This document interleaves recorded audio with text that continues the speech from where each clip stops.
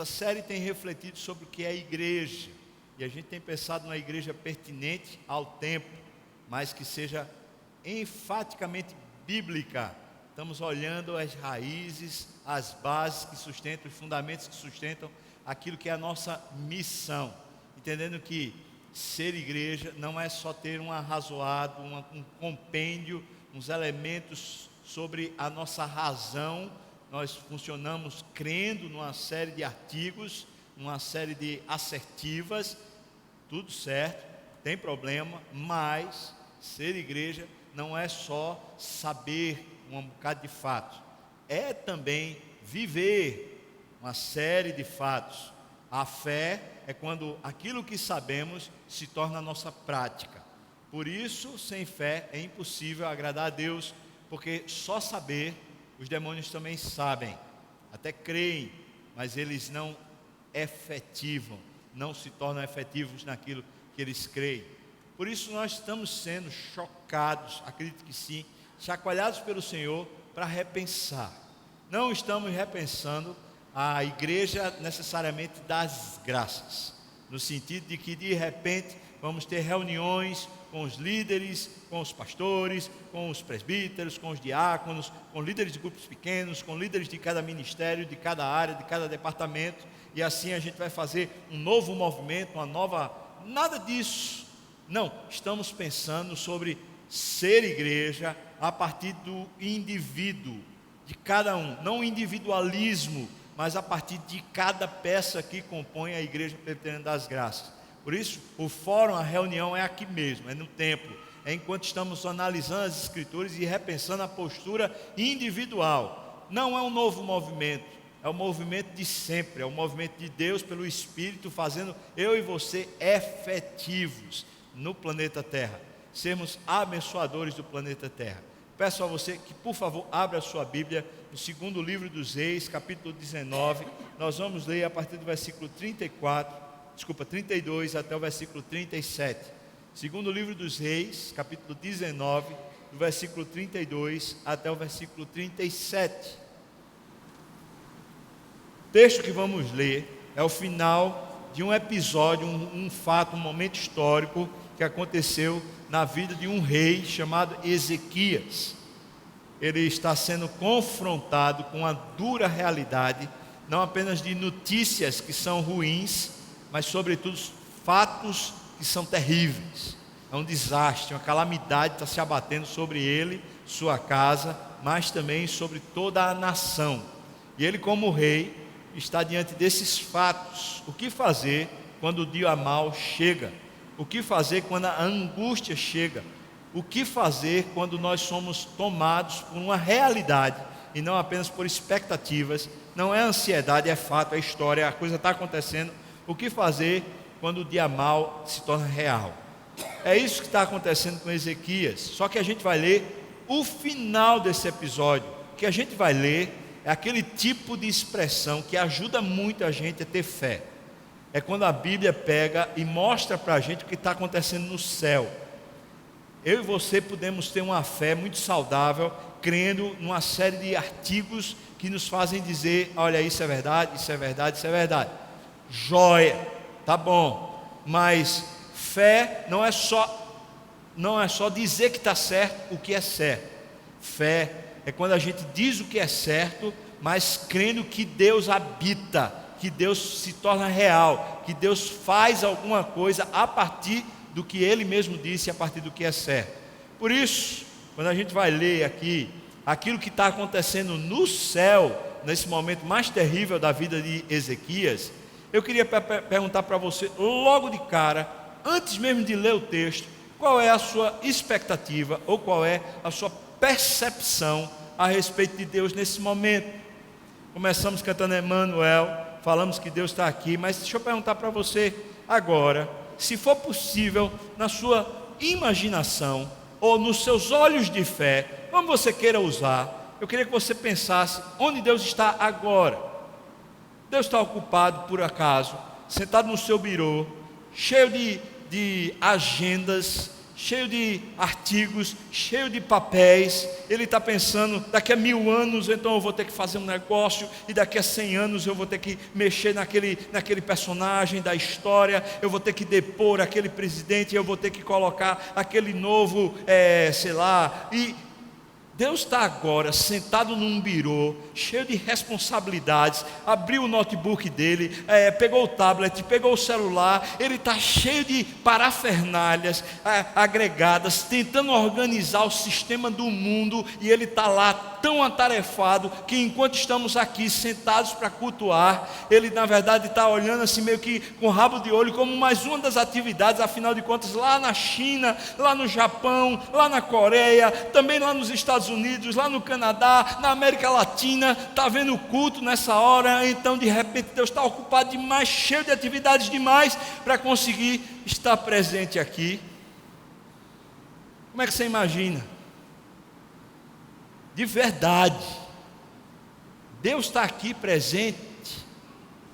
Deus de fato resolveu parar a sua agenda, parar os compromissos, quais forem os compromissos intergalácticos, os compromissos de gerações, de milênios. Ele parou tudo e resolveu se sentar aqui no meio, num trono, para participar com você. Deus Emanuel, presente conosco. Você crê assim? Você crê que o próprio Deus está visitando o seu povo nesse momento? Que os céus se fenderam e que Deus desceu e está entre nós? Isso faz toda a diferença. Você crê? Ou isso para você é um assunto tipo assim, eu sei. Veja a diferença. Se ele está aqui, então eu posso asseverar isso. Como eu posso? Baseado num fórum mínimo que ele me disse. E ele disse a todos nós, ele disse: se estiverem 2 ou 3 reunidos em meu nome, ou seja, atrás de mim, me querendo, me buscando, se tiverem só 2, mesmo 3, eu vou estar lá presente, porque esse vai ser minha principal agenda do dia, essa vai ser o meu principal encontro. Eu vou estar lá, e eu estou aqui para isso, querendo Deus presente aqui, nesse momento. Tem mais alguém? Mais um, mais 2, mais 3? Sim? Sim? Deus está aqui então, irmão, sim ou não? Você crê nisso? Qual a expectativa que isso gera em você? Veja só, nesse auditório não entrou Temer, não entrou Dilma, não entrou Lula, nesse auditório não entrou Obama. Quem entrou foi o Rei da Glória, presente aqui, para participar com você de um momento na sua história e na sua vida. Se isso é real, então a gente está tendo a oportunidade de, pela Bíblia, começar a ver como ele se responsabiliza pela história. Nós temos o privilégio de, através da Bíblia, entrar na meta-história, na história do céu, Deus sentado no seu gabinete, agendando a vida humana. É isso que a gente vai ler, veja só, a partir do versículo 32, do capítulo 19. Segundo livro dos Reis, capítulo 19, versículo 32 até o 37. Pelo que, assim diz o Senhor acerca do rei da Assíria, Senaqueribe, o mais poderoso rei naquele momento da história humana: não entrará nesta cidade, nem lançará nela, na cidade, flecha alguma, não virá perante ela com escudo, nem há de levantar trincheiras contra a cidade. Pelo caminho por onde vier, por esse mesmo caminho voltará, mas nesta cidade, esse rei superpoderoso não entrará, diz o Senhor. Estou decretando a história, estou escrevendo a história aqui no meu gabinete. Versículo 34. Porque eu defenderei no futuro, eu vou estar lá, defenderei esta cidade, para a livrar, por amor de mim, e também por amor do meu servo Davi. Jerusalém é a cidade de Davi. Versículo 35. Então, naquela mesma noite, veja só Deus fazendo a história acontecer de uma forma totalmente inédita. Então, naquela mesma noite, saiu o anjo do Senhor. Saiu de onde? Do céu, veio para aqui para a terra, e feriu no arraial dos assírios a 185.000. E quando se levantaram os restantes pela manhã, eis que todos estes eram cadáveres. Retirou-se, pois, Senaqueribe, esse rei superpoderoso, rei da Assíria, e se foi, voltou para Nínive. Versículo 37. Sucedeu que, estando ele a adorar na casa de Nisroque, seu Deus, Adramaleque e Sarezer, seus filhos, o feriram à espada, e fugiram para a terra de Ararat, e Esar-Adom, seu filho, reinou em seu lugar. Essa é a história que aconteceu depois de Deus, no seu gabinete, escrevinhar o que haveria de acontecer. Vamos orar. Senhor, por misericórdia, Deus, por aquilo que é fato, mais real do que qualquer estrutura que esteja aqui. A tua presença está aqui, isso é mais real. Ó Deus, tem misericórdia de mim, Senhor. Como poderei apresentar ao Senhor um sacrifício vivo, santo e agradável? Ó Deus, me capacita, toma de mim aquilo que é só teu, faz de mim alguma coisa útil nas tuas mãos. Nesse momento, abre a tua palavra para nós, Senhor. Não apenas encanta os nossos olhos, mas mexe com nossas estruturas mais íntimas. Quem sabe hoje pode ser o dia do renovo, Deus, o dia da restauração, o dia de olhar de novo para o céu, o dia de crer de novo. Eu te peço, Senhor, no nome de Jesus, restaura a nossa sorte. Senhor Deus, não apenas aos que já são, mas eu te peço, quem sabe hoje é dia de salvação, Deus, eu te peço, salva, Senhor, cura, Senhor, promove paz. Ó Deus, eu te peço pelos corações de meus irmãos, todos que aqui me ouvem e assistem, nessa hora eu te peço, se eu sou pecador, eles também são, e se eu sou incompetente, eles também são. Por isso eu te peço, Senhor, que capacite a eles, assim como a mim, para que a tua palavra se torne revelação para nós, e tua presença nos conquiste para a tua glória, Senhor, no nome de Jesus. Amém, amém e amém. Irmãos, veja qual é a história. Esse homem chamado Ezequias, o rei de Judá, está em maus lençóis. De repente ele recebe a notícia: o principal reino dessa terra, o homem mais poderoso da terra, o tal de Senaqueribe, se levantou. E ele agora está vindo com seu poderoso exército contra Judá. Ele vai cercar a cidade de Jerusalém e vai passar 3 anos num cerco renhido militar contra a cidade de Jerusalém. Esses são os fatos históricos que nós sabemos. Quando Ezequias toma consciência de que o exército de Senaqueribe está vindo, ele diz: precisamos tomar providências. E as providências são providências estruturais. Existe uma parte na cidade onde o muro da cidade ainda está baixo. E ele diz: precisamos aumentar esse muro, afinal de contas é um exército super poderoso que está vindo contra nós. E então ele estrutura melhor os muros. E ele diz: se deixarmos do jeito que estamos, a fonte das águas que entra na cidade, sob o domínio deles lá fora, eles vão impedir que a fonte abasteça a cidade, e nós vamos ficar presos dentro da cidade e morrer de sede. Então ele diz: vamos fazer um aqueduto subterrâneo. Então eles fazem a fonte que abastecia Jerusalém se esconder na terra para entrar em Jerusalém sem que ninguém soubesse. Esse cano por baixo da terra. Então eles formam isso, e de repente Senaqueribe nem sabe que o povo está se preparando para ficar dentro da cidade, debaixo de um cerco. Afinal de contas, se você lesse um pouquinho anterior as palavras de Deus a respeito de Senaqueribe para Ezequias, por meio do profeta Isaías, você ia ver que Deus prometeu a Ezequias que passariam 3 anos nesse processo de estarem cercados por Senaqueribe. Ele tomou providências humanas, estruturais, reais, físicas, materiais. E você vai dizer então, esse aqui é um rei competente, ele está vendo o problema, ele está vendo uma situação difícil, e ele toma as providências cabíveis. E isso de fato é uma pessoa inteligente, uma pessoa antenada, comprometida, é um bom governador, esse é um bom regente. Glória a Deus, que bênção! Mas acontece que Ezequias é muito mais do que só um bom rei, um bom governador, um bom administrador. Ezequias é um homem de fé. Essa é a grande diferença.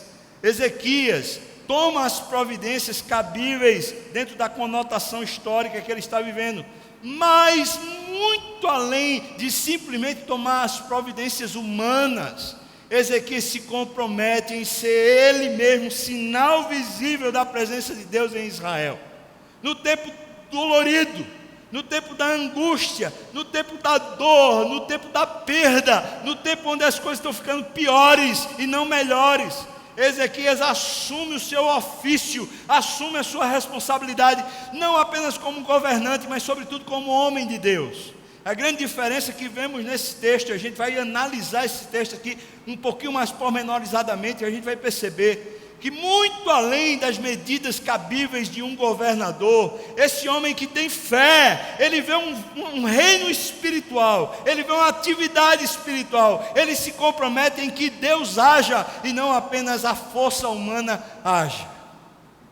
E talvez essa seja a essência de toda a mensagem que temos para transmitir nessa manhã. A essência é, nós precisamos sim ter um bom testemunho, sermos responsáveis, comprometidos, sermos pessoas excelentes no que fazemos. Precisamos sim ser bons empregados, chegar no horário, comprometidos com a empresa. Precisamos bater metas, precisamos ser responsáveis. Nós precisamos fazer a cirurgia que vamos fazer de maneira competente para que a pessoa não morra. Nós precisamos estar responsáveis pelo ensino que temos, nós precisamos estar responsáveis pela empresa que empregamos, nós precisamos estar responsáveis por cada área da nossa vida. Fato. Se temos que fazer cursos, concursos, aprendizados, se precisamos aprimorar, aperfeiçoar e nos tornarmos mais competentes, faça-se. Isso não é contra a Bíblia, isso é bênção, mas isso não denota a nossa fé, não é isso que revela a presença de Deus, não é isso que demonstra o quanto cremos. Fé é quando todas essas coisas que são a competência, o compromisso, a agilidade, a sabedoria, o entendimento, tudo que cerca a nossa história, essas conquistas que vamos tendo, é quando todas essas coisas funcionam para revelar Cristo, não para revelar a nossa reputação. Não é a nossa reputação que revela Cristo, não é o quão desenrolado nós somos, o nome e o renome que temos, ou a nossa empresa X que revela. Não é, porque se você analisar de fato e de verdade, você vai ver que no tempo que a gente vive, as redes sociais estão repletas de boas reputações, de marketing pessoal, de fotos e de uma série de recursos para fazer propaganda a respeito de si mesmo, dizendo assim: eu faço, eu posso, eu aconteço. Numa entrevista de recursos humanos, quando alguém vai ser empregado, isso já está claro, evidente dentro daquilo que é o processo hoje comum. Alguém que vai ser entrevistado precisa fazer a propaganda de si mesmo, precisa dizer que é competente. Antes de ir para uma entrevista, precisa analisar a empresa que vai lhe entrevistar, saber quais são as principais ênfases, os enfoques, o que são as nuances daquele emprego. E quando você vai lá ser entrevistado, você precisa vender-se para aquela coisa. Precisa dizer: eu sou bom nisso, eu sou bom naquilo, eu faço e aconteço, eu sou comprometido, eu sou alguém que chega na hora, que bate meta, que chega, que faz e que acontece. O mundo está cheio desse negócio, e de gente boa pra caramba, de gente que sabe fazer mesmo, de gente que faz até melhor do que a gente. Tem mentes brilhantes nesse mundo que são ateias. Tem capacidades e recursos dentro desse mundo para além dos recursos que nós temos. Não é isso que vai revelar a presença de Deus, mas é quando isso, nossos recursos, nossas competências, tudo o que temos, os artefatos que construímos, quando tudo isso é colocado para revelar Jesus Cristo, e não revelar a nossa competência, não revelar o nosso nome, não revelar nossa conquista pessoal, mas quando todas essas coisas que são grandes, boas, maravilhosas que nós conquistamos, elas começam a servir Jesus. E a única maneira dessas coisas servirem Jesus é quando a fé entra em operação, não simplesmente as assertivas que temos na cabeça, mas quando a presença de Jesus se torna para mim e para você realidade. Ele está aqui, assim como Ele estará amanhã, 4 horas da manhã, eu estou partindo para o aeroporto, eu vou para São Paulo, eu vou fazer um curso, 4 horas da manhã no táxi, quem vai se sentar comigo é o próprio Jesus Cristo. Quando eu entrar naquele avião, eu estiver partindo para São Paulo, se Deus assim quiser, quem estará sentado comigo naquele avião é o próprio Jesus Cristo. E quando eu desembarcar naquele aeroporto, e quando eu for para o hotel fazer o check-in, quem estará comigo é Jesus Cristo. Eu vou fazer um curso, eu vou me sentar na sala de aula, eu vou estar com companheiros de sala de aula, pastores, gente de elite, gente crente, gente de cabeça, gente de competência. Mas quem vai estar comigo lá, principal pessoa, é o próprio Senhor Jesus, que vai estar com o meu professor me ensinando, que vai estar com a leitura do livro que eu vou ler, que vai estar na leitura da Bíblia que eu vou fazer, que vai estar no elevador quando eu estiver no prédio, que vai estar comigo a cada momento. E se eu não crer nisso, e se eu não viver de tal maneira que isso seja real para mim, ainda que não seja para os outros, se o Deus invisível não se tornar para mim uma realidade mais verdadeira do que qualquer outra coisa nessa terra, os recursos que eu tenho só servem para eu botar na minha página de Facebook, os recursos que eu tenho só servem para eu colocar no meu currículo vitae, as coisas que eu tenho só servem para mostrar a mim mesmo e não mostrar a Deus. Já basta de o mundo saber quem somos. Isso não revela a presença de Deus. A nossa competência de fazermos aquedutos, de edificarmos muralhas, de construirmos recursos, não revela Deus. O mundo faz isso melhor do que a gente. O mundo é extremamente competente, mas esse mundo está destruído e se destruindo. As notícias são malignas e são perniciosas. Eu e você sabemos, estamos com crise dentro de casa. Problema de marido e mulher, problema com os filhos, problemas relacionais, problemas financeiros, problemas de desemprego, problemas de crise econômica nacional. Nós estamos ceifados, recheados de problemas. E o que temos? Vamos levar para o médico. Tá, leva para o médico. O médico tem competência para fazê-lo. O médico vai analisar, vai fazer uma série de diagnósticos e vai finalmente poder chegar e dizer para você: toma esse remédio, faça esse tratamento. E está errado? Não, não está errado, mas não é isso que vai revelar a Deus. Ah, está com problema psicológico, o menino está com depressão, a menina está com não sei o quê, meu marido está assim, ele não consegue, o outro está viciado. Vamos levar para o psicólogo, vamos levar para o psiquiatra. Tá, leva para o técnico, leva para o especialista, leva para o competente. Mas isso não revela a Deus. Ah, eu estou com um problema financeiro muito grande, eu preciso trabalhar mais, eu preciso ser mais comprometido com a minha empresa, meu tempo, meus horários estão todos tomados, eu preciso chegar um pouco mais cedo, eu preciso trabalhar até um pouco mais tarde, minha família está precisando de mais recursos. Tá bom, mas isso não revela a Deus. Seja responsável, seja comprometido, seja alguém que de fato vai lá e faz. Isso não tem problema, mas uma coisa é necessária para esse mundo, irmão, e não é a sua eficiência. O que é necessário para esse mundo, é por isso que estamos aqui hoje e agora, é que Cristo quer se tornar visível para esse mundo e Ele escolheu você. O principal instrumento da revelação de Cristo nesse mundo é você. Não é a Igreja Presbiteriana das Graças como instituição, ou mesmo como organismo. Não é um movimento que fazemos, Natal na rua, festa de não sei o quê, festa de não sei o quê, e atividades. É você! Quem convive com os seus parentes? Quem convive com a sua esposa, com seus filhos, com a sua namorada? Quem convive? Quem convive com os seus empregados ou com os seus patrões? Quem convive? É você. E Cristo quer se revelar a essas pessoas. Cristo quer se fazer presente a essas pessoas. Cristo quer salvar o seu filho. Cristo quer salvar o seu casamento. Cristo quer fazer uma varredura na nossa alma e limpar das mazelas, das mágoas, das tristezas, das sofreguidões que temos. Cristo quer nos dar paz. Cristo quer nos curar. Cristo quer nos restaurar. Cristo, não a nossa competência.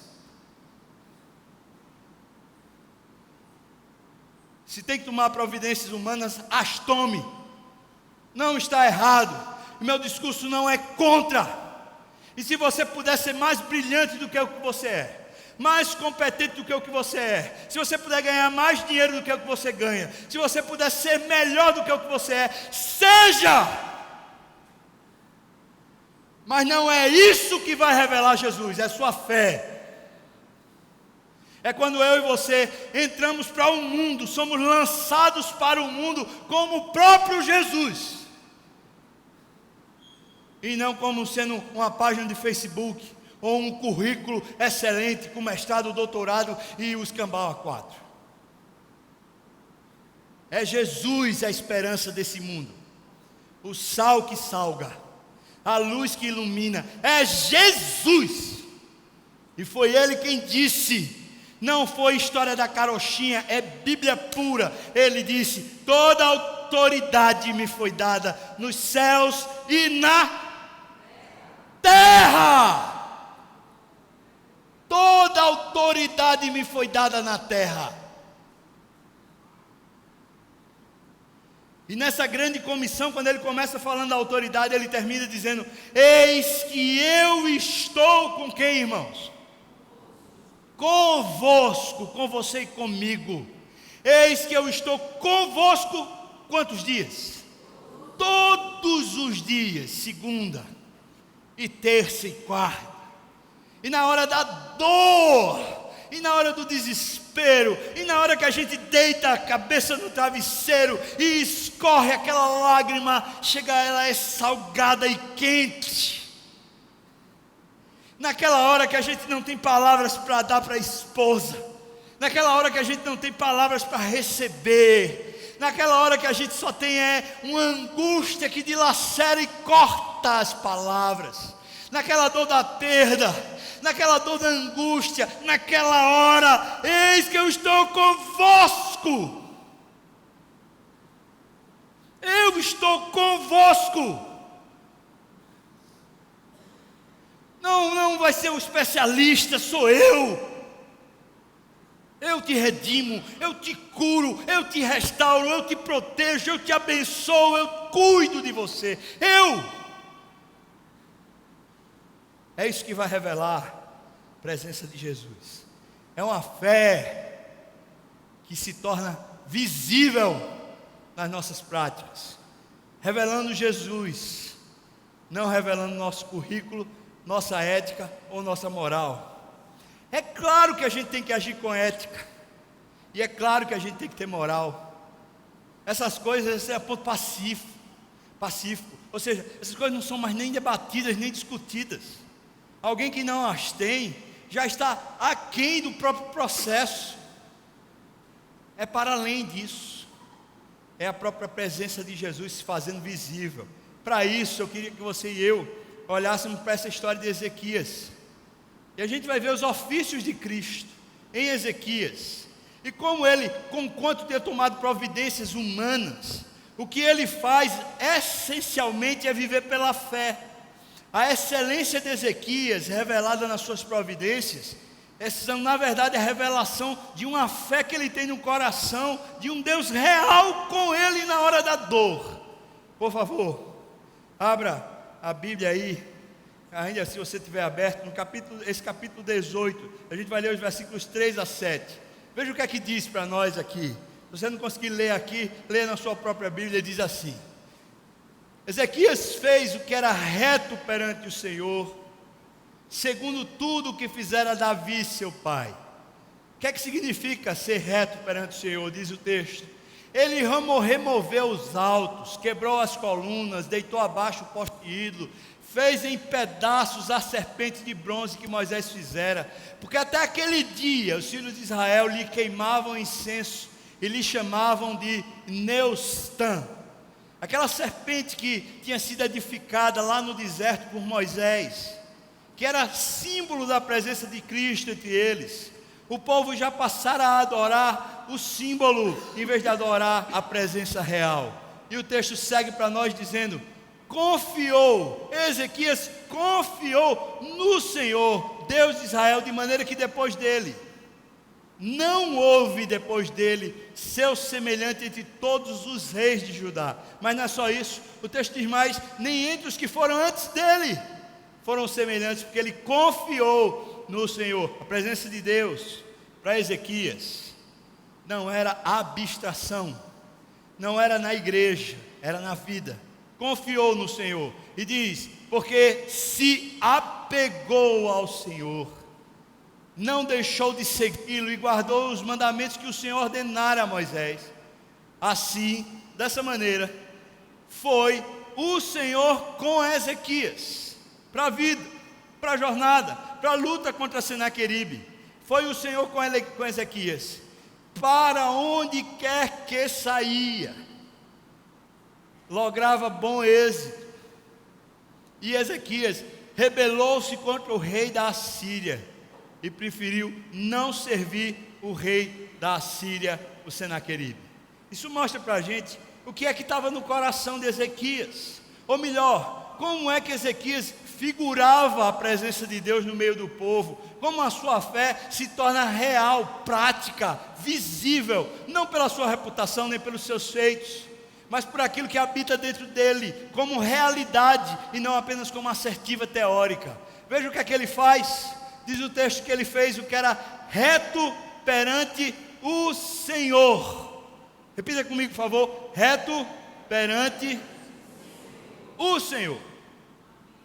Ezequias não é reto perante o Facebook, não é reto perante o currículo, ele é reto de verdade, é no coração que ele é reto. Deus, quando olha, vê em Ezequias no seu coração retidão, e essa palavra retidão poderia ser justiça, ou seja, é alguém que anda de verdade num caminho direito, e não é aparência, porque é Deus que está vendo, é no coração. Em outras palavras, alguém que tem fé de verdade vai revelar Jesus entre os homens através da sua retidão, mas não a retidão apenas plástica e visível, mas Deus olhando do céu e vendo que no nosso coração, de fato, a gente quer andar direito. Você já teve naquele dia da dor e da angústia, quando a perda se aproxima, quando a humilhação está lhe tomando de dor, e naquela hora você chega e fala: eu vou abrir mão da minha retidão, eu vou pecar. Talvez você está com um emprego ou sem emprego e o salário não fecha o mês, e aparece uma proposta e você fala: eu preciso honrar a minha esposa, eu preciso honrar os meus filhos, eu preciso honrar os credores, eu preciso honrar as contas. E você continua aparentando a todos que você é um homem honesto, um homem direito, um homem cheio de reputação, mas Deus olha do céu e fala: você abriu concessão. Como você prefere andar reto aos olhos dos homens, em vez de andar reto segundo a minha presença perante o Senhor? Diz o texto que andar perante o Senhor significa tomar atitudes práticas, e não apenas uma coisa teórica. Se Deus está presente na minha vida, Eu preciso então pôr para fora da minha história, da minha casa, da minha liderança, de onde eu estiver, os postes ídolos ou os ídolos que afrontam a minha casa e afrontam a minha fé. E quais são esses ídolos, irmãos? São os santos, por acaso, aqueles santos de barro, de madeira. Aqueles são fáceis, relativamente fáceis de a gente perceber. Mas vamos falar dos ídolos que estão no nosso coração. Vamos falar da confiança que a gente tem no dinheiro. Vamos falar da confiança que a gente tem no nosso próprio potencial. Diz o texto que ele deitou abaixo o poste ídolo, ele simplesmente jogou fora, ele quebrou, ele disse: no meu reino não. O que é que ele está fazendo? Ele está agindo como o próprio Jesus agiu na terra, como o rei. Agora talvez você confunda isso e diga assim: agindo como rei, é que eu vou ter autoridade, eu vou mandar, eu vou decretar. Jesus explicou para os discípulos de uma forma muito simples. Ele diz: os governadores que vos governam, eles governam de cima para baixo, sobre vocês. Mas no meu reino não é assim. Quem quiser ser o maior, seja aquele que serve. No meu reino, no reino de Cristo, aquele que de fato tem autoridade é aquele que serve e não aquele que manda. Mas alguém que serve tem isso no coração de verdade. Ele simplesmente deita abaixo os postes ídolos. Irmão, preste atenção na situação que se encontra dentro da sua casa. Preste atenção na situação que se encontra na empresa onde você trabalha. Preste atenção na situação que se encontra no próprio Recife. A quem estamos apegados? Quando Saul disse que temia a Deus, que buscava a Deus, que cria em Deus, na hora do momento da afronta, da dor, do problema, quando ele ficou inseguro, ele parecia não ter resposta de Deus, então ele foi consultar a pitonisa de Endor, a médium. É assim com você? Eu acredito em Deus, mas é cheio de cambalacho. Eu acredito em Deus, mas os meus recursos estão no meu celular, no meu WhatsApp. Eu acredito em Deus, mas os meus recursos estão na minha ligação, na minha conversa, nas minhas lábias, na minha competência. Como assim? Abaixo os postes ídolos. Abaixo. Mas o texto diz mais: confiou no Senhor, o Deus de Israel. Como eu vou baixar os ídolos, se o meu coração não começar de fato a confiar no Deus que está aqui presente? Agora de novo eu quero lhe lembrar: Deus está aqui. Se Deus está aqui, então eu posso crer que o impossível é a mesma coisa que o possível, porque Ele está aqui. Se Deus está aqui, eu posso crer que um novo momento pode acontecer na minha história a qualquer momento, se Ele está aqui. Se Ele está aqui, eu posso ter paz, ainda que eu esteja sendo extremamente confrontado pela vida. Mas isso significa, na prática, confiar no Senhor. Confiar no Senhor. E aqui a expressão: se apegou ao Senhor. Essa palavra se apegar significa tomou carinho por Deus. Carinho. Deus para ele não é um recurso a mais para alcançar o que ele pretende. Deus se tornou para ele afeto, coração, vontade, desejo. Oh Deus, o que é que o Senhor tem sido para nós?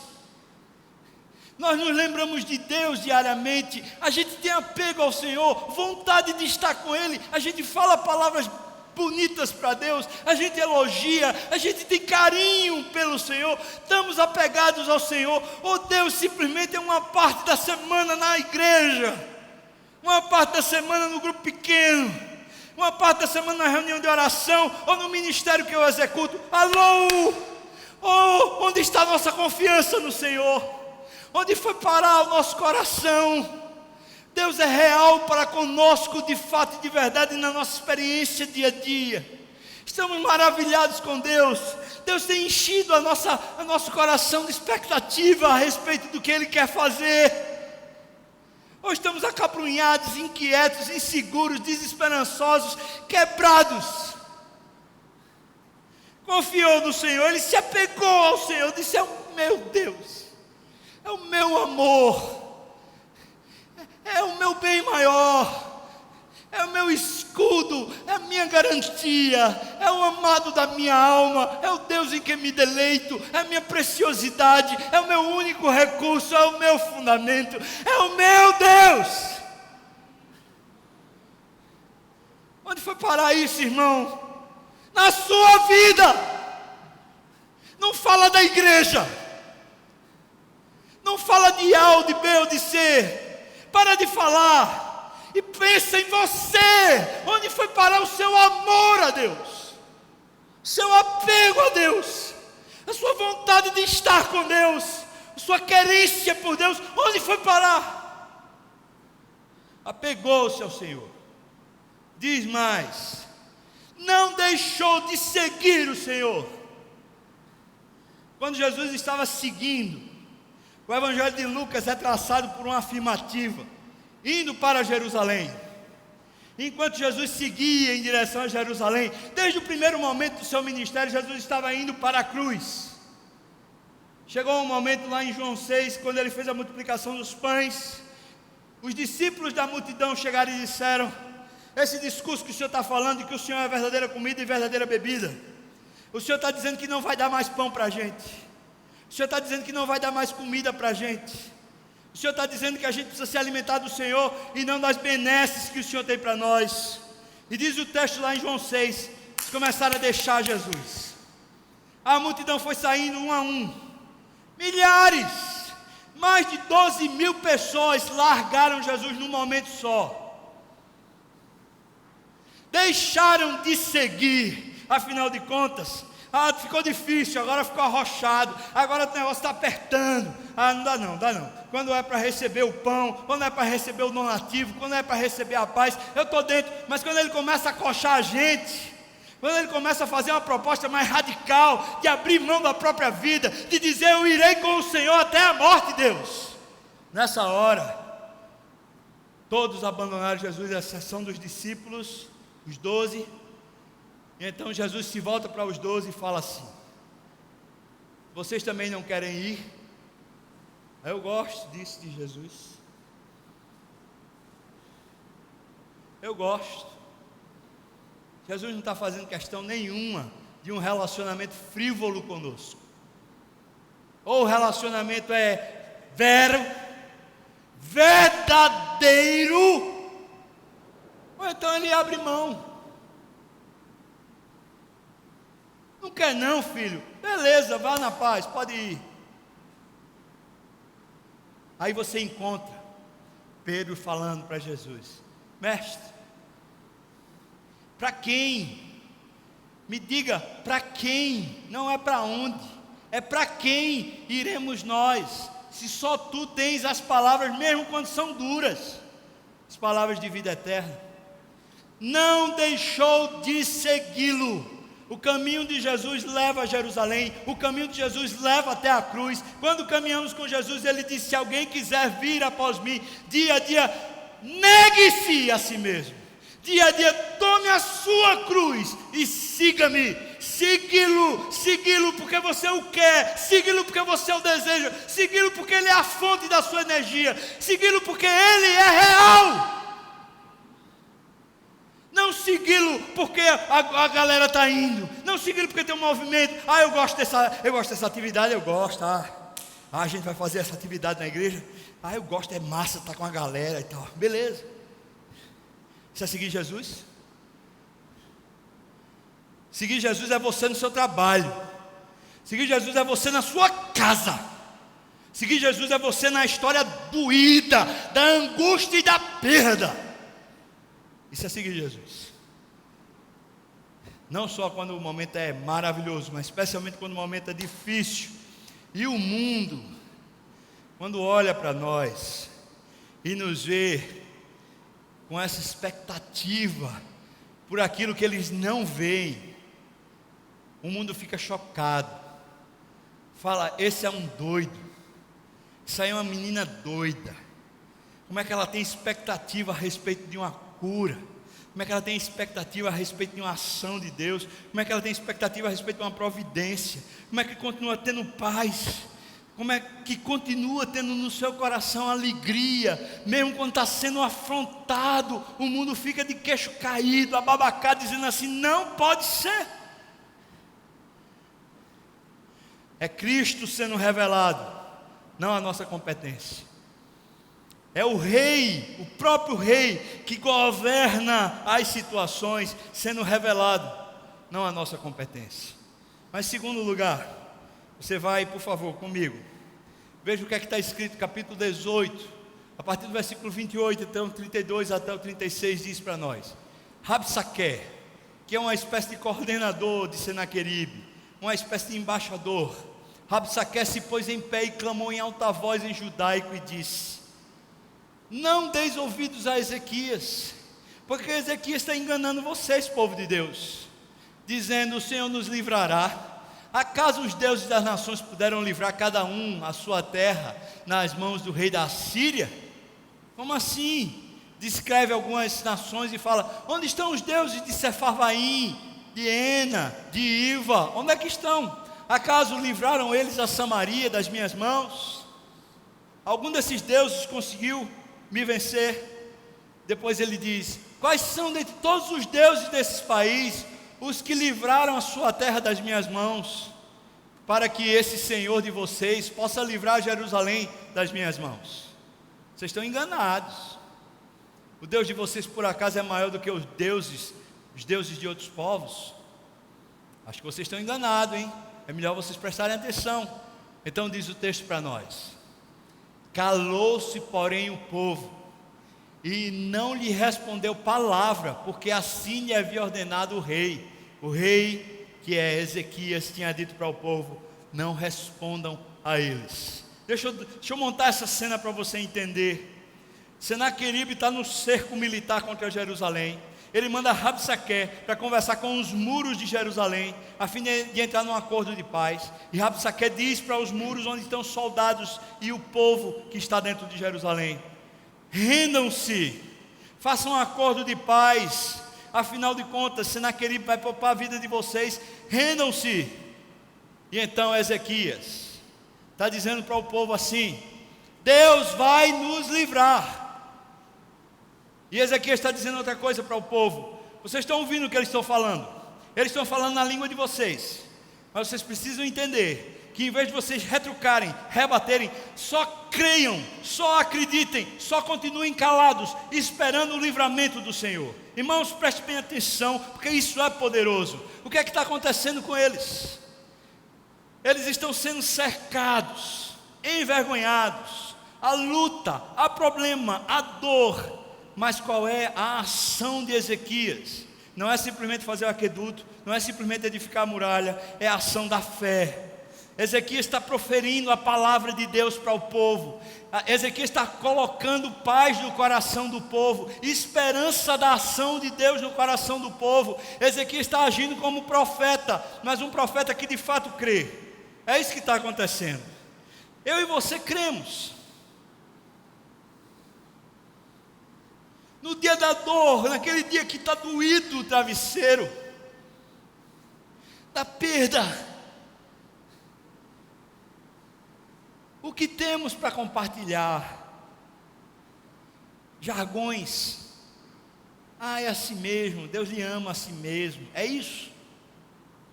Olha, você pode acreditar, Deus é bom. Tá, essas coisas são verdades. Mas onde é que está a verdade no seu coração?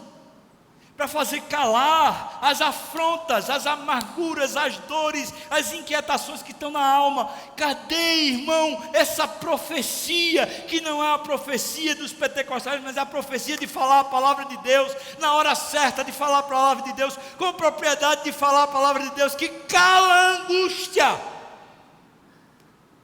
e falar para si mesmo, e falar para a sua esposa, e falar para o seu filho, e falar para o seu marido, e falar para a pessoa que é seu empregado, ou falar para o seu patrão, ou falar para o seu vizinho, ou falar no hospital, ou falar para alguém que está em câncer, mas falar a verdade do íntimo.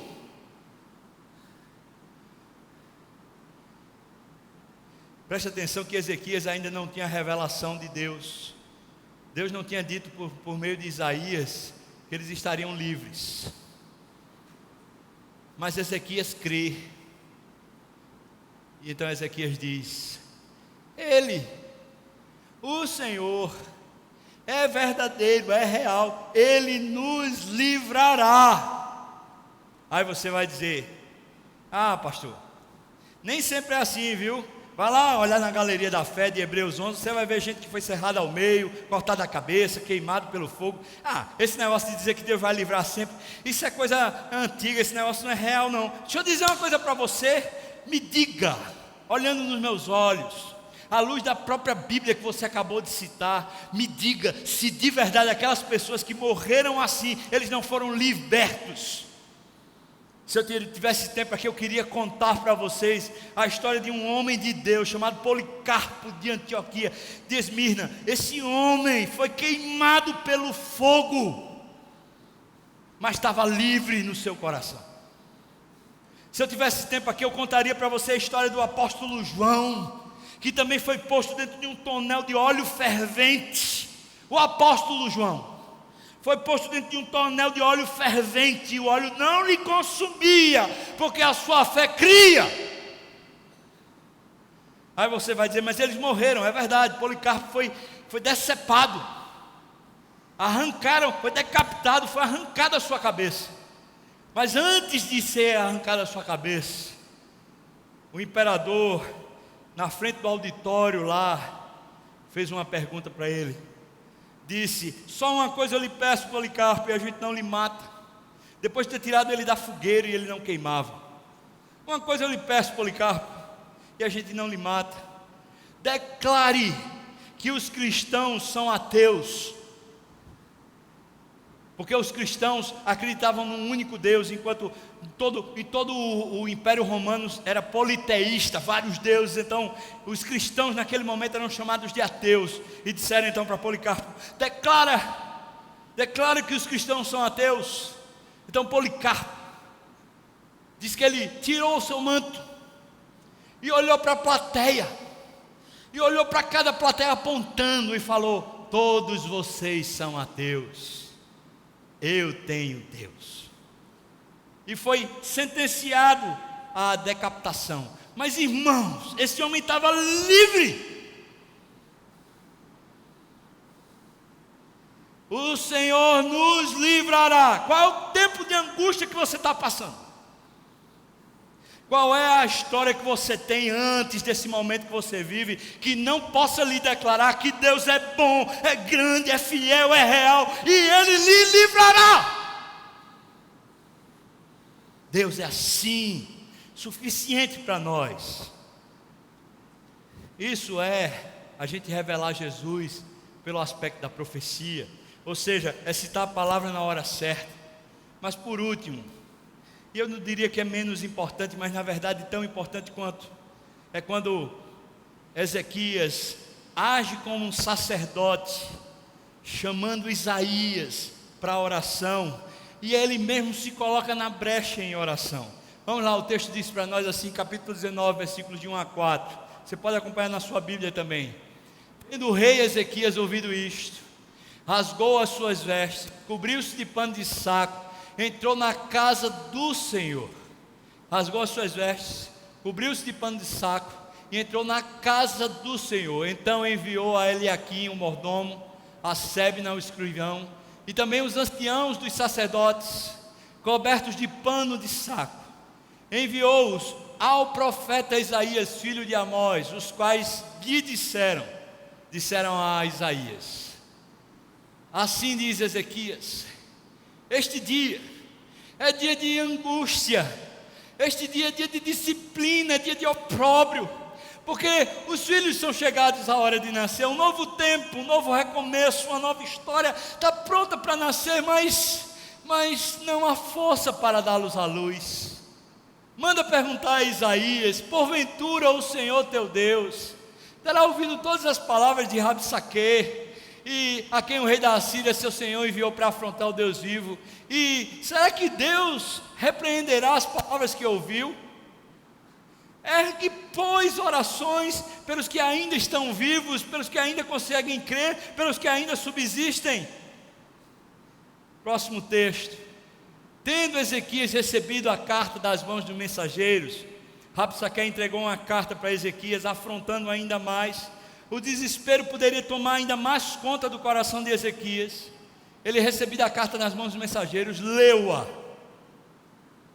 Então subiu à casa do Senhor. Foi lá, na presença do Senhor. Estendeu-a perante o Senhor.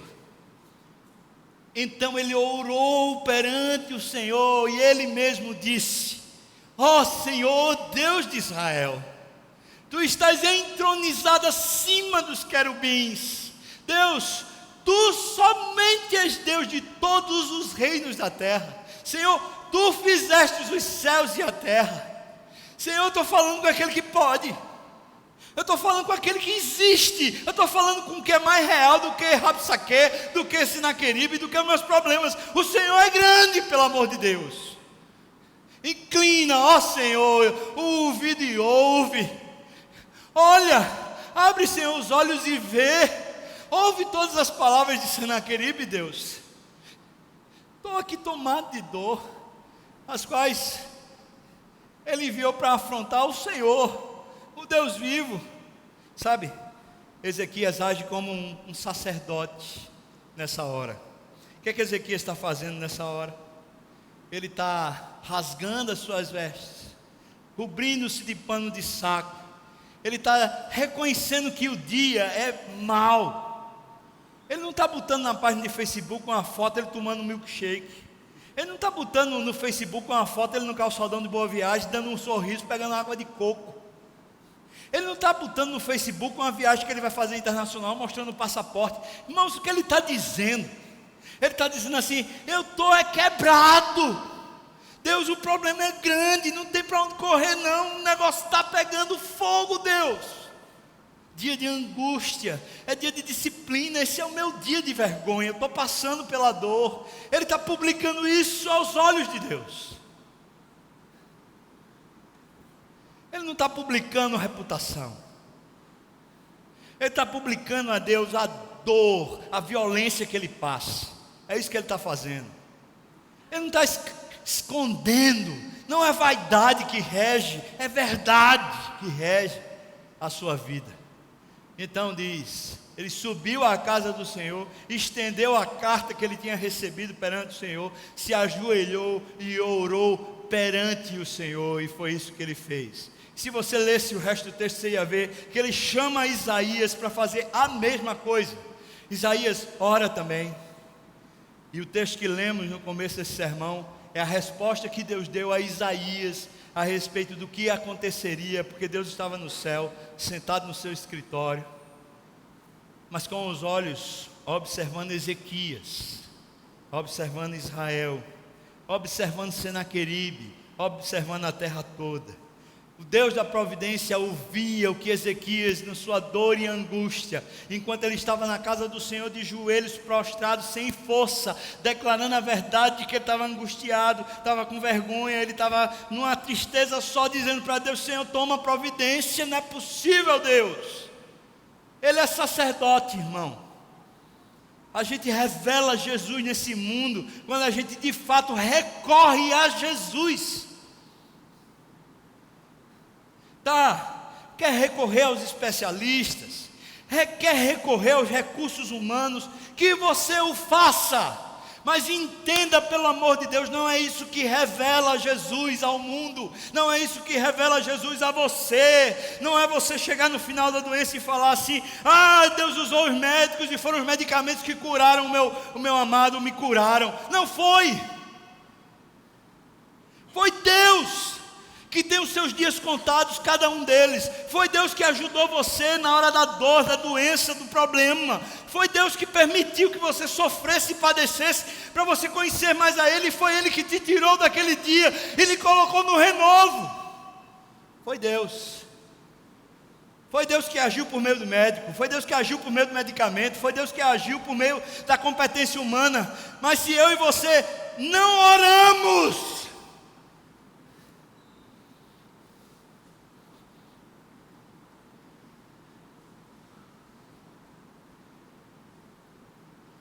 Eu estou falando orar de verdade, irmão. Eu podia perguntar aqui, quantos nesse auditório oraram por Dilma essa semana? Talvez seja a pior semana da vida dessa mulher, independente do que aconteça nessa próxima semana. Quantos de nós foi lá e clamou por essa mulher? Quantos de nós clamou por Lula? Foi indiciado. Talvez alguns disseram, glória a Deus, que se faça justiça. Tá bom, tem problema que a justiça seja feita, pelo contrário, que seja feita a justiça. Mas quantos de nós foi lá e clamou a Deus pelo coração de Lula, pela sua esposa, pela sua casa, e pediu, Deus, o Senhor pode fazer alguma coisa na vida desse homem? Quantos de nós se apiedou de verdade dele? Quantos de nós nessa semana orou por Temer? Orou pelo nosso governo, orou pela nossa pátria, orou por todas essas investidas que existem constantemente contra essa pátria amada Brasil? Quantos de nós orou? Mas falar e postar no Facebook, falar e postar no WhatsApp, falar e postar, eu e você passamos direto. Povo incrédulo, de dura cerviz, que não crê que pode fazer muitas coisas pela oração.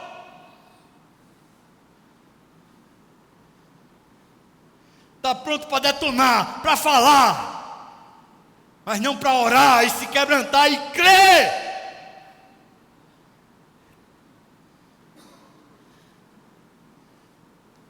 Quantos de nós, quando está na hora da dor, em vez de crer na oração, crê nos contatos que tem no telefone? Se eu falar com fulano, ele agiliza o processo, vai para lá, vai para cá e faz não sei o que lá. Se eu falar com cicrano, eu tenho bons contatos, ele sabe não sei o que lá, não sei o que lá.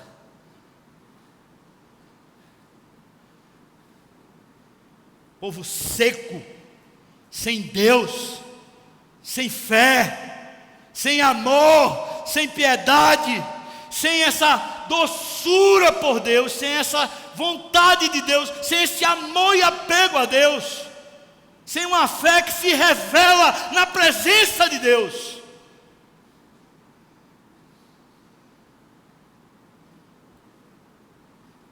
É isso que a gente aprende. É que Ezequias era competente pra caramba, foi amado que só, foi uma bênção, o governo dele foi maravilhoso. Mas Ezequias revelou a presença de Deus para o seu povo, não pela sua competência, mas porque ele revelou o Rei da Glória para Israel. Ele revelou o profeta de Deus para Israel. Ele foi sacerdote para Israel, ele intercedeu, ele clamou, ele foi lá. E você, homem, dentro da sua casa, o que é que você é? E você, mulher, dentro da sua casa, o que é que você é? Você na sua empresa, no lugar onde você trabalha, no hospital, na escola, na enfermaria, sei lá, no escritório público, no governo, onde você trabalha, irmão, o que é que você é? Não posso misturar negócios com a minha fé, porque senão vou ser demitido. Glória a Deus, né, irmão? Quer dizer que você já abre mão da presença de Deus por causa de uma demissão? Vou lhe dizer uma coisa com muita sinceridade: o inferno está mais próximo desses do que das prostitutas que estão lá no meio da rua.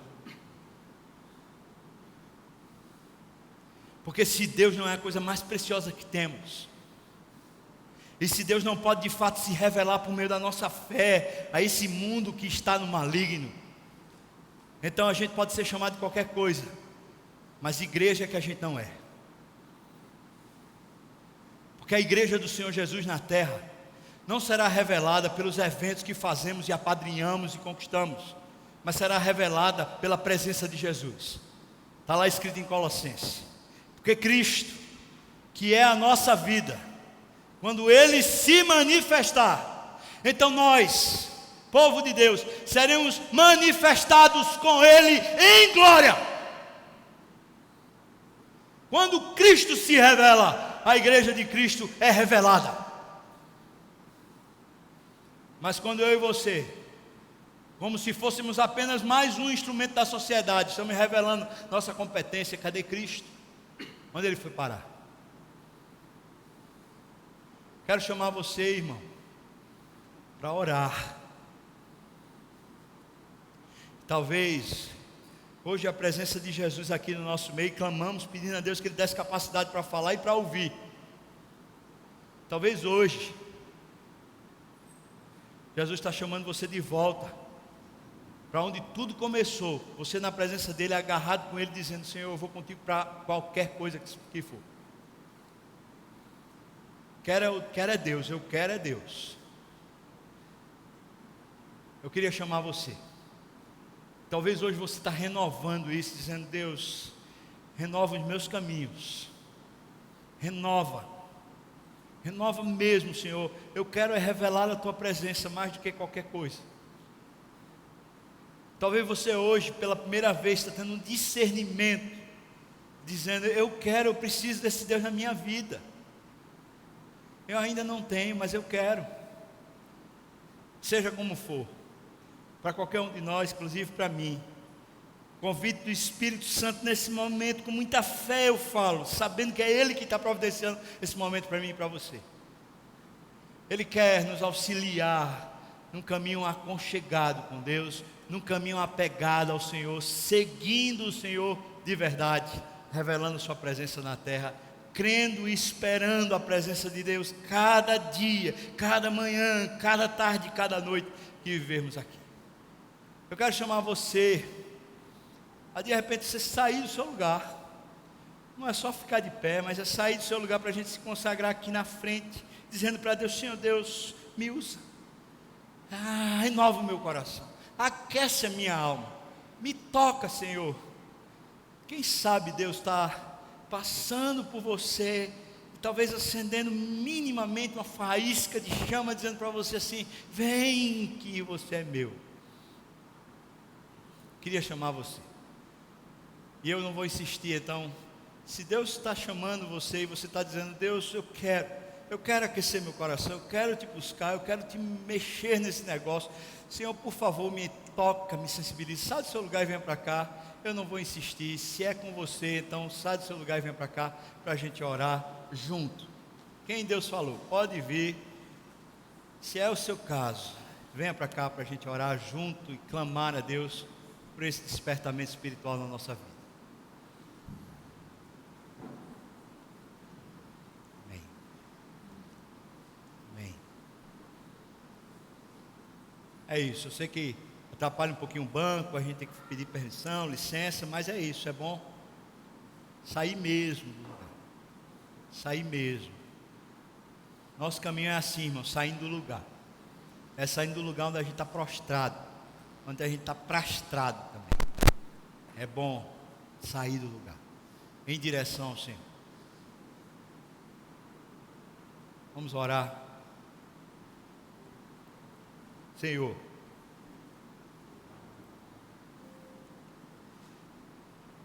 obrigado, Senhor. Eu sei, Deus, eu sei, Senhor, que Tu podes fazer alguma coisa nova, porque assim é do Teu caráter. Senhor, renova cada dia a história de cada um. Diz a Tua palavra que grande é a Tua fidelidade, Senhor. Diz a Tua palavra que Suas misericórdias se renovam a cada manhã. Ó meu Deus, não se deixa, Pai, um tesouro por outra coisa inferior. Não se deixa uma coisa boa demais por alguma coisa que é menor. Nós estamos reconhecendo que temos deixado o grande tesouro da nossa vida por muitas outras coisas menores, por muitas outras coisas que não têm o valor do Senhor. Estamos confessando ao Senhor, pedindo ao Senhor perdão, Senhor, perdão, me tem misericórdia de nós. Ó Deus, redime os nossos pés da cova, restaura a nossa alma, faz alguma coisa nova, Senhor, sensibiliza a nossa alma precisamos de Ti, Deus. Não estamos precisando de qualquer outra coisa. Renova, Senhor, renova o nosso coração. Renova a nossa fé. Dá-nos profundo amor pelo Senhor. Faz, Senhor, alguma coisa nova em nós. Faz isso, Senhor, para a Tua glória, também para a visitação do Senhor na terra. Para que Recife seja transformado, Senhor. Para que a nossa casa seja transformada, Deus. Mas sobretudo para que a gente, cada um de nós, seja transformado. Em nome de Jesus, Senhor. Amém e amém.